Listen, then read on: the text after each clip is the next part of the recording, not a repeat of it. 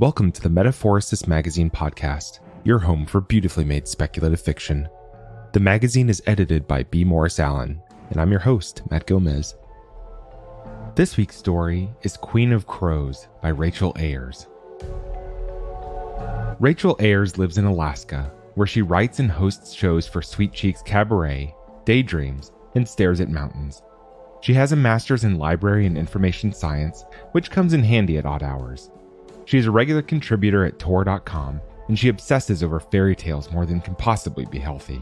She shares speculative poetry and flash fiction, and cat pictures, at patreon.com/richlayers. Find her online at richlayers.net or on Twitter at richlayers. That's RICHLAYERS.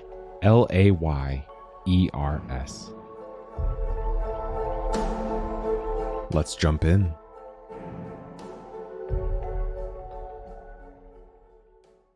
A Queen of Crows.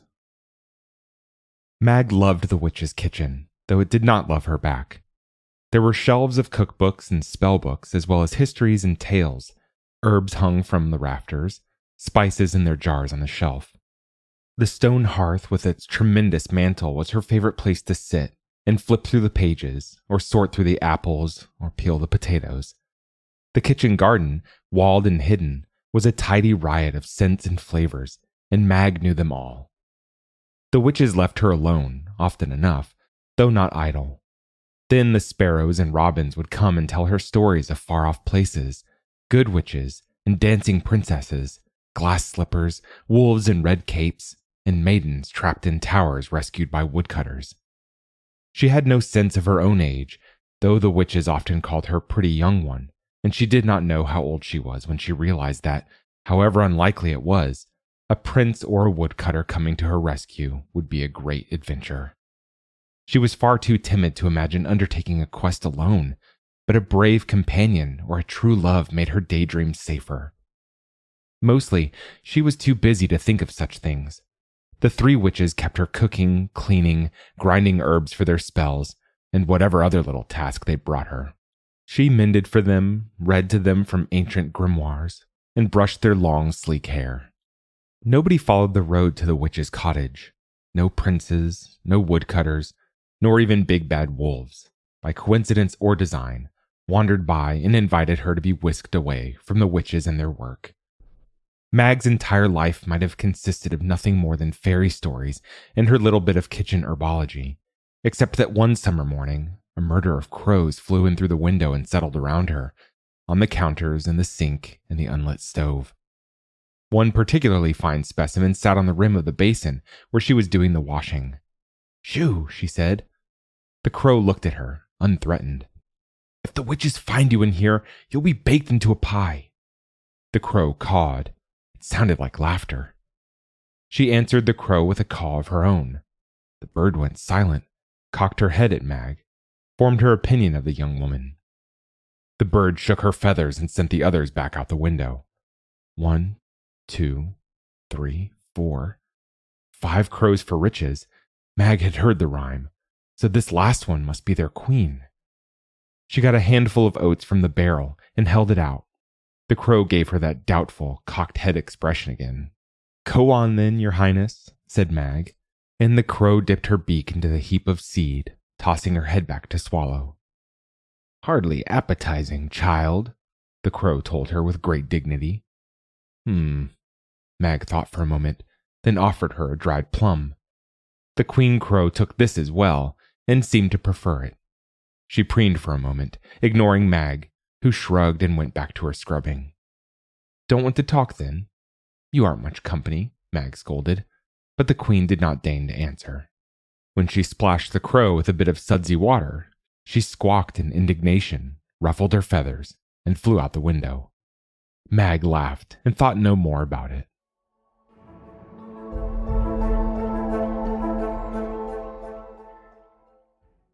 A Dance for Two. The Queen of Crows flew back the same evening, as the sun turned the sky the color of ripe plums. Mag was hauling water from the well to the garden. Summer had been hot and hard. Persistent watering had kept the garden flourishing. The crow flapped noisily from beyond the roof and landed in the cherry tree, greeting Mag with her rough voice. "Welcome back," Mag said. The crow's eyes followed her to the herb patch beside the kitchen door. She dumped the water out, and when her bucket was empty, the crow flew to the windowsill and appealed to Mag with shining black eyes. "I haven't any more treats for you," Mag said. "You'll have to earn your supper, just as I do." "How shall I do that?" the crow asked. The queen could not haul water, or peel potatoes, or pull the boiling cauldron from the fire. "Sing for your supper, like they say." The queen cawed, crowed, laughed at the idea.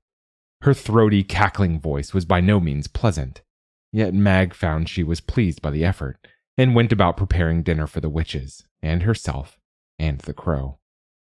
The queen flew away when the witches returned, tittering and boasting more than any crow ever had. They had their supper in a swirl of merriment, which did not reach out to Mag. When they had gone back to their business, she went into the moonlit garden. A rustle from the cherry tree alerted her. There was the crow, a shadow in the darkness, studying her. "I've sung for you," the queen cawed. "Will you dance for me?"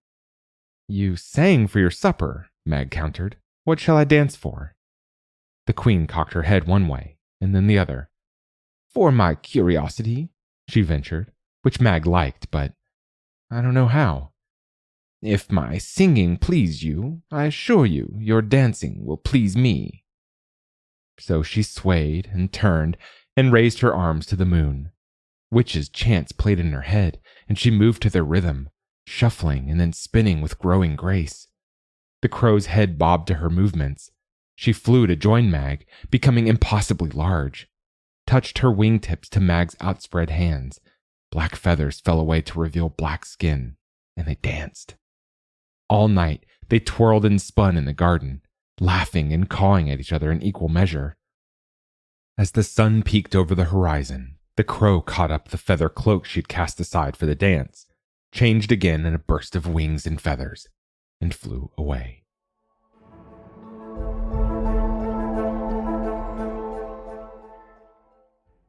Three Witches. The witches called themselves Rosanitzi, Parka, and Norn. Their business was concocting spells of youth, beauty, and fortune. The vast majority of the works Mag read to them over dinner were treatises or spells on the subject of immortality. Her own interests ranged more widely, but she had less time for them. The witches were generally merry, more prone to laughter than grumbling. They teased each other mercilessly, and were carelessly cruel to Mag when it amused them. "What's got you moping, Mag, dear?" asked Rosanitzi, who chattered more than magpies. Mag had not realized she was acting differently, but she missed the Crow Queen, who had not returned. "My friend has gone away," she told them. Rosanitzi, Parka, and Norn chuckled with glee. "What friend? What friend have you got? Where has your friend gone, pretty young Mag?" "She is a queen," she told them, holding dignity close as a cloak. "She came and sat in the garden. I gave her some food, and we danced in the moonlight. She left, though, and hasn't returned." At this, they grew quiet, thoughtful. They consulted amongst themselves, muttering low so that Mag only caught a few words. "If she should return. Royalty. By what path could anyone? Lest we lose her." They turned back to her, three sets of eyes glaring suspicion. Rosanitzi asked, voice sugary, "Mag, sweet Mag, how did this lady, queen, arrive? By what path? Through the woods?" "She flew in through the window with 4 of her court. Then they flew away again, but she came back alone later." Norn, eldest of the 3 and sharpest, narrowed her eyes. "What did this queen of yours look like, Mag?" "Black as my hair, with bright eyes and a sharp nose." More murmuring, and glances exchanged. "And how tall was your queen, young Mag?" asked Rosanitzi. Mag spanned her hands in front of her. Their concern turned into a fit of sniggering. "And how wide her wingspan, your flying queen?" Parka peeked at the others for approval. Mag held her arms out again. "And how rough her voice?" asked Rosanitzi. Mag cawed an imitation of the queen crow. The witches collapsed in laughter, howling and slapping one another. Mag watched them, her face hot from their teasing. Parka and Norn, still shaking in amusement, went through the kitchen door and down the hall. Rosanitzi stayed a moment and said, Mag, I hope your friend does return. But crows are tricky, and if she does come back, you should catch her and let us bake her into a pie.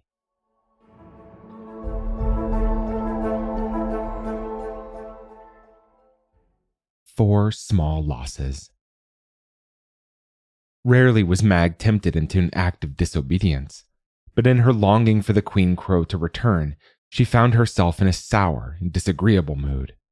She burned the cooking and dragged her feet around the garden, forgot the herbal lore she knew in her sleep, and mixed up cumin and fennel for the first time in her memory.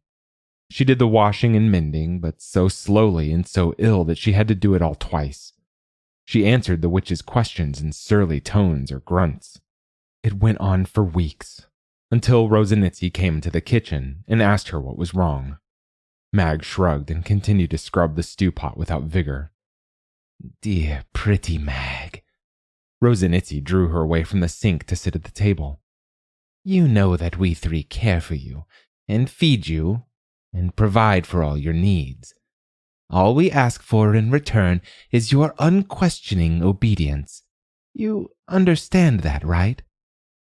Mag nodded. Well, child, I'd like to believe you, but from the way you've behaved lately, I'm not sure that settles things. What is for dinner? Mag had a bit of dough rising for bread. She hadn't thought beyond that. She'd spent the morning reading a tale of a hedgehog who was secretly a prince and tricked the nearby king out of his daughter. I see. Rosanitzi patted Mag's hands, there before her on the table, and then in a quick motion, cut off the little finger of Mag's right hand. The knife had appeared and disappeared so suddenly it might have been magic. Mag stared, numb, at her blood and her pinky, lying separate from the rest of her. Rosanitzi scooped up the finger and studied it for a moment, then tidied it away into her pocket. Mag, I want you to remember this.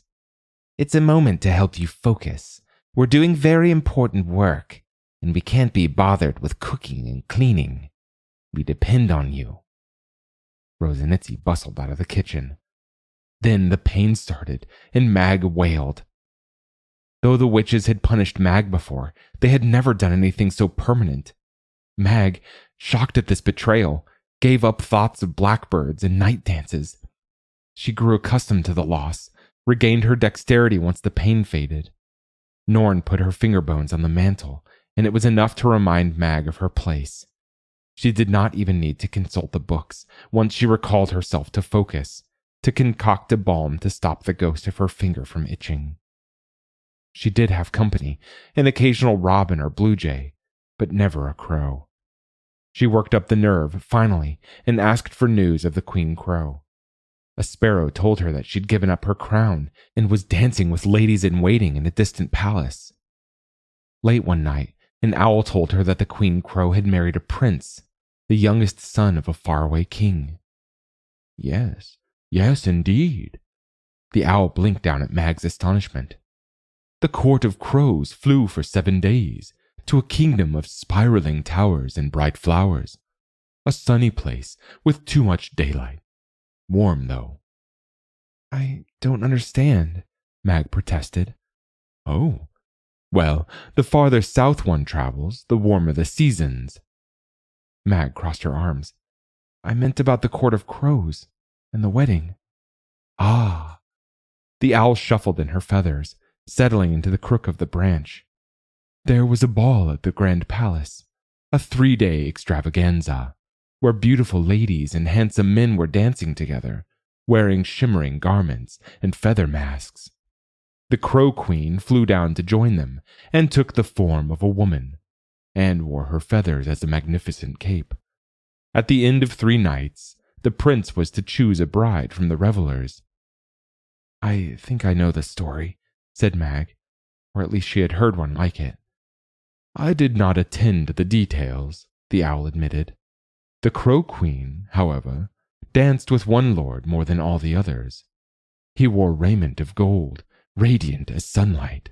His mask was made of the feathers of the crows and the ravens, all the darkest birds. And on the third night, as the prince claimed his bride, the Dark Lord slipped off his mask and asked the Crow Queen to be his wife, for he too was a prince of that land and needed a bride of his own. That was many seasons ago, of course.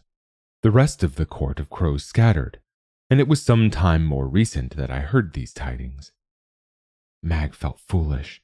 She had longed for the Crow Queen, who, it seemed, had not given Mag a second thought. She left the owl to watch for mice and voles in the garden and went back to her kitchen hearth.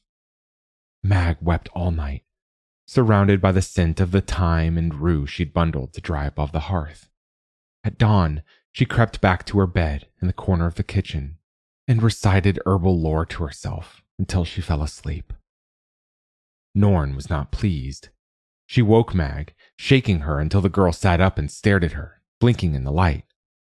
"Mag," she said, "there was nothing for breakfast, and lunch looks to be missing too. The kitchen is a mess, and the clothes in the mending heap haven't been touched all day. What do you have to say for yourself?" "I was sleeping." Mag lay back down and shut her eyes. She was not sleeping, in truth, but dreaming of a life where she was a princess in a tower instead of a servant in the kitchen. She heard Norn sigh. "Has it been a hard night, child? Have you trouble waking?" Norn took her uninjured hand and gave it a gentle pat. "Let me aid you." Mag cracked her eyes open in time to see the witch lift the hand to her mouth and bite off the smallest finger. It hurt immediately this time. Norn pulled the finger out of her mouth and wagged it at Mag. "You look more bright-eyed already. Now, see to your chores." Mag found her focus once more, and soon after, the new bones were added to the mantle. She grew ever quieter, afraid to lose any more of herself, and continued to do the witch's bidding. When she gathered herbs in the cold light of the full moon, she would, sometimes, think of flying away over the garden wall. But no matter her dreams, she did not grow wings. In all the witch's books, the only spells that granted such transformations came at too permanent a cost. It was a spring evening, more than a year later, when she saw a single sooty black crow winging across the sky. It was too far away to see if it had been the queen, but Mag waved and called to it. The crow fluttered and dipped, landing on the branch where his queen had alighted the night she danced with Mag. "Stay a while. Rest," she said, holding out a handful of dried plums.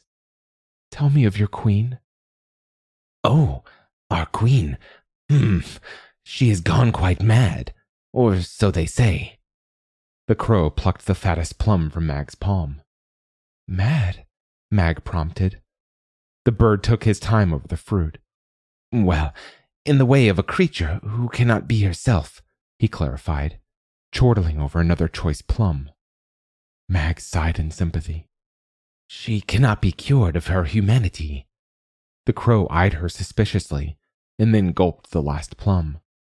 "Her husband stole away her feather cloak when she bore him a son, and when she demanded her feathers back, he told her that he couldn't have a wife who would fly away on a whim. She has been searching for her cloak ever since, and has all of us, her true court, seeking for another way to change back into her true self. She has tried tinctures and ointments, and consults with wise women and witches alike. The human courtiers think her quite touched." The bird cocked his head again, but seeing no more plums forthcoming, bunched his feathers to fly again. "Wait!" Mag cried, but he was already off, over the garden wall and out of sight. Free as she never could be, the bird awakened a bitter longing in her heart. She wanted to follow the crow, to find its queen. For the first time, Mag was desperate to leave, determined to go. She wanted to see more than a tiny garden corner of the world. She wanted more than witches and potions and a tidy little kitchen. She wanted to find her friend. In front of the cottage was a dark flagstone path. It was not so very long, and then there was the road, stretching into the forest in either direction. Mag set out without so much as an apple for the road, but stopped at the garden gate, unable to decide which way to go. And then 1,000 protests clamored in her mind. Where would she go? How would she eat? How would she earn her way? Foolish girl, she scolded herself. She sank to the frigid stones, lost within sight of the garden wall she knew so well. When morning came, Rosanitzi, Parka, and Norn found her still at the end of the path, shivering in the misty sunlight. They brought her back to her hearth, and then Rosanitzi and Parka left her alone with Norn. Norn sat beside her. What's gotten into your head? I want to fly away. Mag hid her face in her hands, felt the ghosts of her smallest fingers tickling her cheeks, and wished she hadn't spoken. Don't we feed you and keep you safe? The world is a hard place, and you're safe here, so long as you do what you're told. You understand that, don't you? Mag nodded, but did not lift her face. You are part of our great work, Mag, Norn told her. One day we will find our answer, and that will be because you have assisted us. That gives your life meaning. You will find no answer so easy as that in the wider world. But I want to see it, Mag burst out, then clapped her hands over her mouth. She looked at Norn, fearful. However much you may wish to fly away, you haven't got wings. Remember your feet? They're on the ends of your legs. You'll do better to stay solidly planted and keep to your work. This time, Mag was ready for the knife. She jumped away as Norn moved toward her. Sisters, Norn said. She did not raise her voice, but they appeared as though they had been waiting for her. Mag fought them, kicking and thrashing, but she had nowhere to go, and soon they had her trapped. Rosanitzi and Parka held her, and Norn cut the smallest toe from each foot. Mag screamed. Norn took no notice. Mag nearly missed the witch's words over the throbbing of blood through her ears and face. 1 for grounding, 2 for obedience. Remember, Mag. She remembered, but it was not the last time she attempted flight.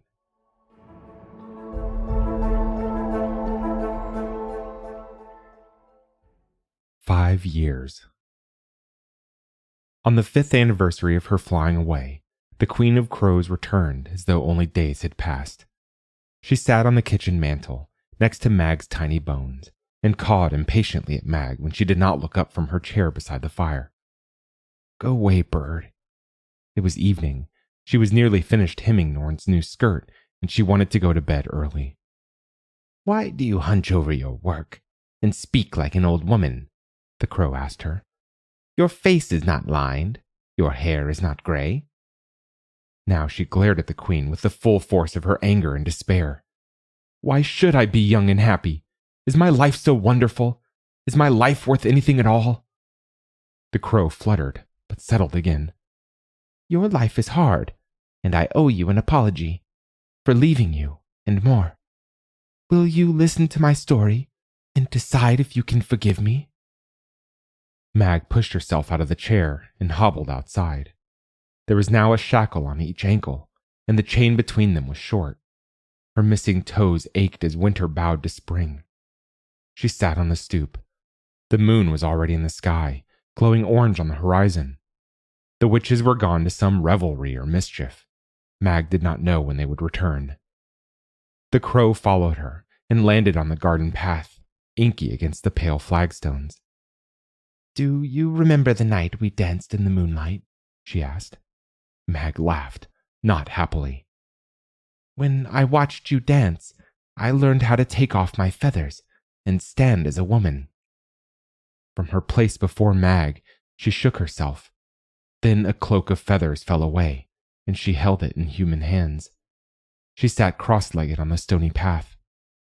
I flew far away that night, afraid of what I had, for that moment, become. Humans are tricky, confusing creatures, and I had felt things I did not understand. I flew until the sun rose. Then I slept. When I woke, I did not know where I was, only that I was far outside my territory.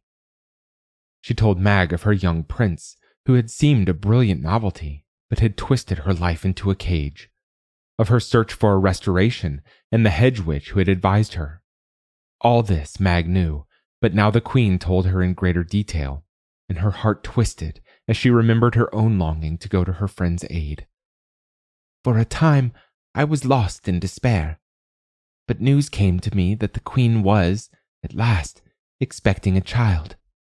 When the babe was born, my husband said to me, "Destroy the babe, wife, and I'll return your cloak." This was the first proof I had that he knew where it was, and I became furious. I called him an evil wizard. He said there was but one way for me to get what I wanted, and at last I told him I would do as he bid. Mag startled at this, horrified. I went by night to the queen's chamber and stole her little daughter. The child was peaceful in my hands, and as I gazed at her, I conceived a great love in my heart. I could no more harm her than I could hurt my own son. I took the girl deep into the forest, to a hedge witch I had met in my quest to return to my true form. When I told my husband the deed was done, he clapped and laughed, and I saw the shadow of the beauty that had drawn me to him. Now, fulfill your end of the bargain, husband. He tore his pillow from our bed. Black feathers fluttered in the air around him. What have you done? I used the life in them to conceive our child. I knew then of one magic to try, though I did not know if it would work. Mag watched the queen's gentle fingers close into fists. She continued, as though she dare not stop now. I went to the queen and revealed all that I knew. She called the king, who was grieved at his brother's treachery, but when his eyes met mine, I could see that he was not surprised. In the morning, my husband was tied to a stake in the courtyard. I carried my son forward, and then drew from a sack all of my beautiful black feathers. I spread them on the ground around him while my child watched. I raised my head and called out in my true voice. My lord's face turned to fear as I summoned my own court. First, a single crow appeared, and then 2 more, and then a whole murder. They dove at the man I had married, pecking and clawing at him. As he bled, each drop fell upon a feather, restoring the vitality he had stolen from me. The king and queen clung to each other, turning their faces away. Our son cried and reached forward to touch my cloak, and in that instant he was transformed into a crow. When the last breath left my husband's body, my cloak was complete, but for a ragged corner which had formed around my son. At last I could stretch my wings again. I took to the air, and my son followed, and the other crows too, and we did not look back. Mag touched the cloak. It was sleek and smooth. No trace of the blood magic remained. The Crow Queen gestured, and Mag made out a fluttering in the trees outside the garden fence. There was her court. One of the birds was smaller, his feathers not quite as black. Bits of baby down still showed in patches. "Why did you come back?" Mag asked. "When I was only a crow, I didn't understand why you were here. Now that I have been trapped, I know what it looks like. I have come to set you free." She stopped then, almost shyly. "If you wish to come with me." Mag touched the shackles at her ankles. "How?" The queen raised her arm, gave a signal, and the crows left the trees. They flowed past in a rush of wings and wind and flew into the house. Silence fell while they waited. The first crow returned with a hairpin from Rosanitzi's dresser, a bit of metal gleaming in the moonlight. Mag picked it up and looked at the queen crow. "Wait," she assured Mag. The second crow flew out and dropped a coin at their feet.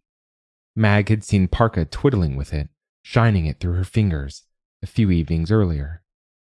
A third crow came back with Norn's little mirror, the one she used to look at faraway places. Mag caught it before it broke on the flagstones. The The 3 crows looked at their little collection, then at the queen. They ruffled their feathers in a kind of shrug and flew back into the house. The crows of the queen's court repeated this until Mag had a little pile of glittering objects at her feet.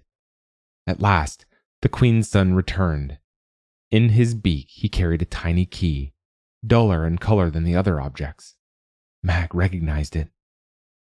The little bird landed in her lap and held it until she took it from his beak.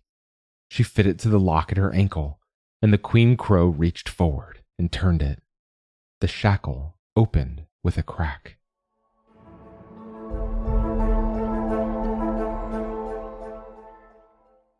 "6 days. Come away, the crows urged, before they return." Mag took nothing with her. She followed the crows singing. They called to her from the trees ahead.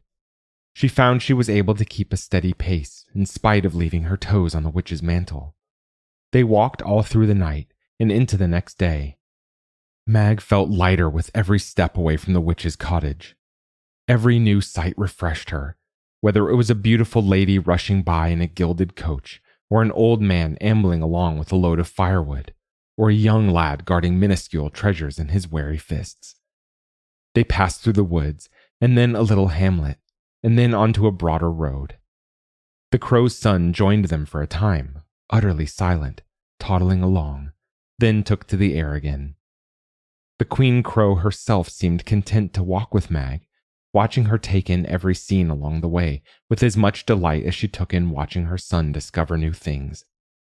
They stopped for the night, and the queen crow paid for a room, telling the innkeeper that Mag was her sister. Mag could not imagine where she kept the coins when she changed to a crow.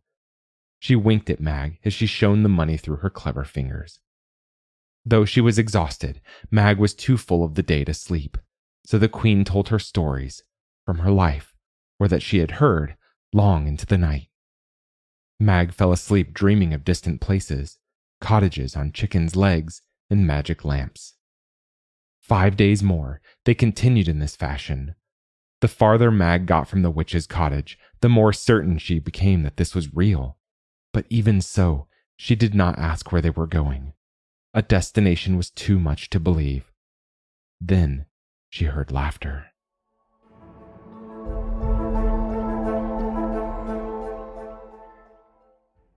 "7 for a secret."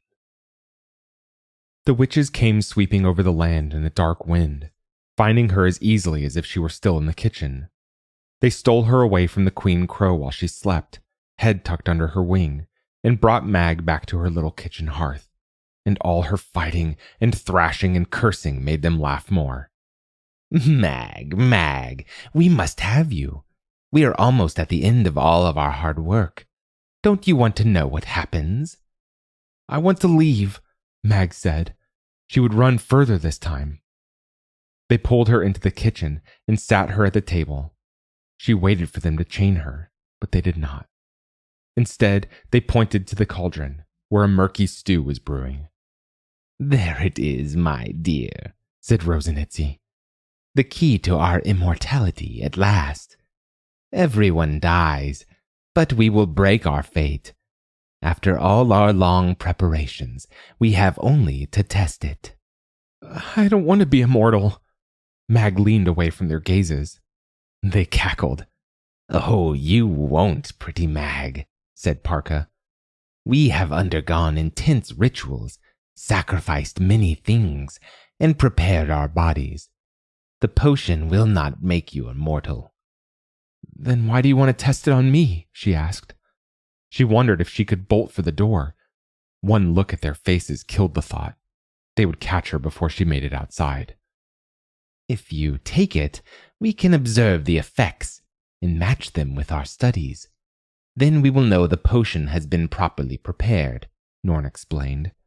"It is very delicate. A single wrong ingredient will unbalance the whole thing.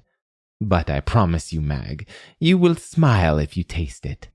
And after you test it, we will never ask anything of you again." She looked at the other witches. "What say you, sisters? This last task, and Mag may go wherever she wills?" They smiled and nodded. Yes, Mag, said Parka, and Rosanitzi added, Nothing more will we ask of you. I may go freely if I test your potion? Surely it was a trick, some mischief, but they gazed at her earnestly. Rosanitzi nodded. We will have no more need of you. How long will it take? Mag asked, suspicious. They hesitated. Then Norn said firmly, 1 day. We must observe the effects for a full day to be certain. And it won't hurt me? It will make you smile, Rosanitzi said again. Very well. I will test it. Then I never want to see you again, Mag said. You won't have to, Parka said. She looked a bit hurt.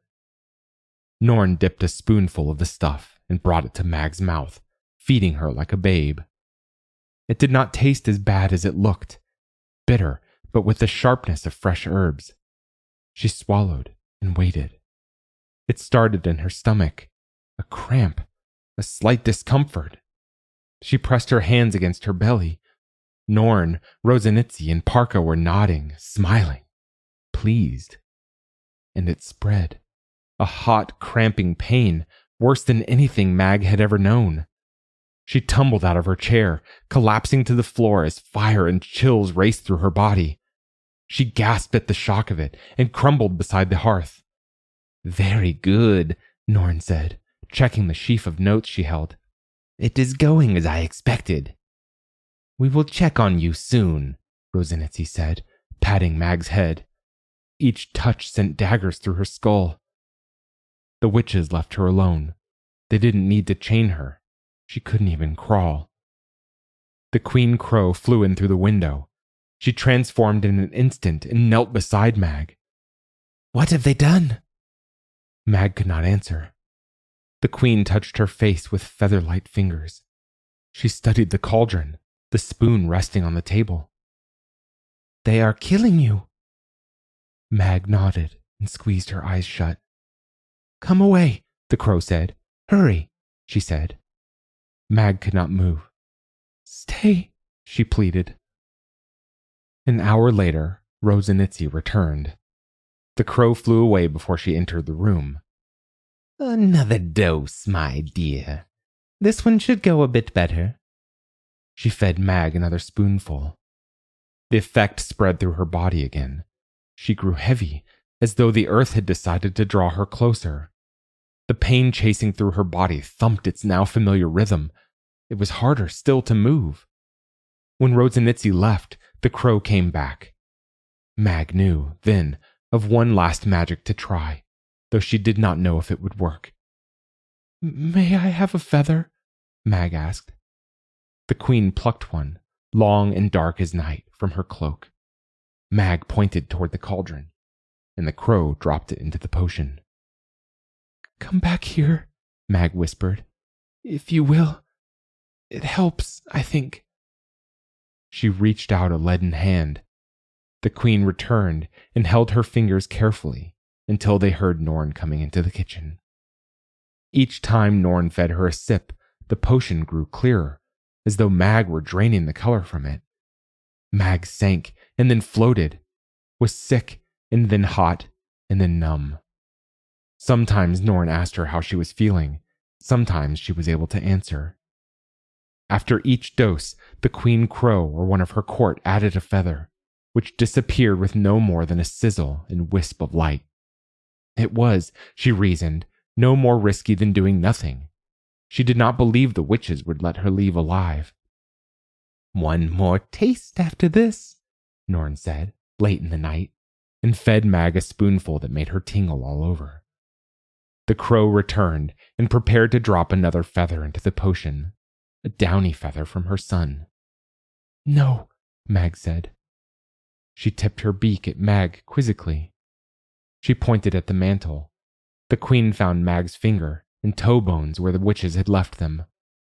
Yes, she managed. The queen added them to the concoction, which hissed and boiled for a moment before settling again to the clarity of fresh rainwater. What do we make, Mag? She asked. Mag tried to explain the muddled lore in her mind. The thoughts chased around each other and would not leave her mouth.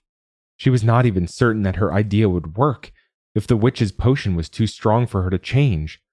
But another potion of transformation, another spell to change the form of a life, it was all she could try. The crow watched her and then nodded thoughtfully. "You do not need to speak then, my dear," she told Mag. "I will wait and see." At sunrise, all 3 witches returned. Norn gave her one last dose. "How does that suit you?" Mag took an easy breath. The last of the aches and chills faded away, and the various discomforts dissipated. Pleasure and then euphoria filled her senses. "It's wonderful," she said, and felt a grimacing smile grip her cheeks. The room faded. She could not focus her eyes. "We'll be back in an hour," Parka said, "to move the body." The others shushed her, and they left Mag alone again. She felt glorious, as though light were pouring out of her, as though she were drinking honey wine gone to her head. She realized that the queen crow was weeping into her human hands, dark hair spilling over her face. "Why are you crying?" Mag asked. "Because you are dying, and I have just begun to know you." She looked down at herself in wonder. Was this dying? Then she realized that she was truly looking down at herself from above. Her skin was turning gray. Her eyes were growing dull. There was a smile on her lips, but the queen was right. She was dying. The witches would let her go because they had no use for the dead. So then, if that body did not hold her mind any longer, where was Mag? She shook herself, felt the soft rattle of feathers tested for the first time. The queen crow held out a hand to her, and she alighted. "Hello there, Maggie," she murmured. "You are still here." "Did you not know why I asked for your feathers?" Mag asked. "No." She stroked Mag with her other hand. "I thought you were lost." Mag preened, testing her feathery body. She was spirit light, a wisp of a creature, hardly more substantial than a cloud. It was all she had left, but it was a body, and one that could fly. She did not know how long it would last, but then no one ever did. "Hurry," she said. "Help me."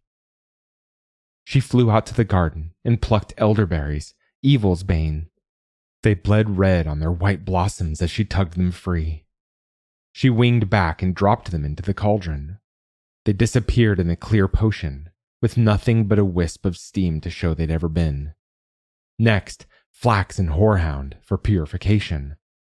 The other crows, under their queen's command, followed her lead, around the garden and back again.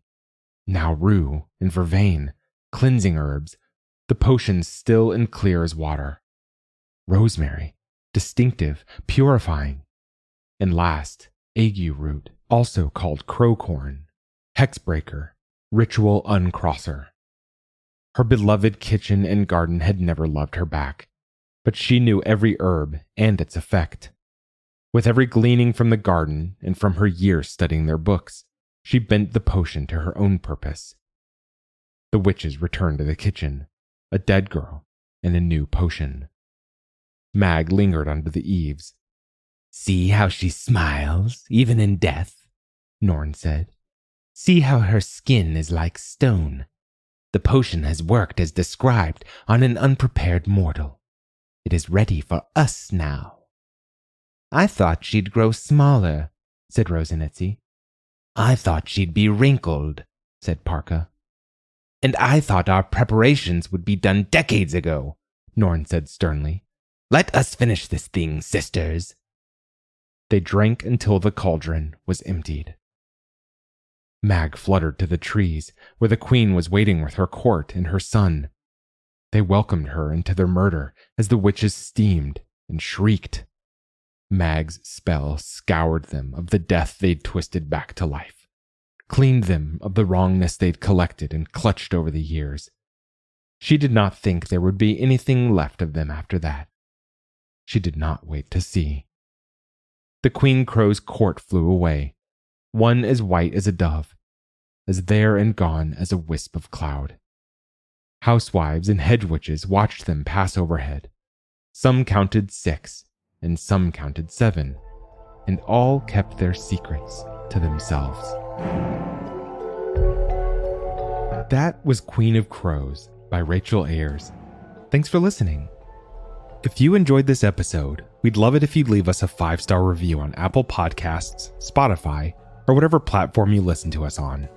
Or, better yet, share the magazine and podcast with a friend. If you'd like to listen to more speculative fiction, visit us online at magazine.metaphorosis.com or on Twitter at MetaphorosisMag.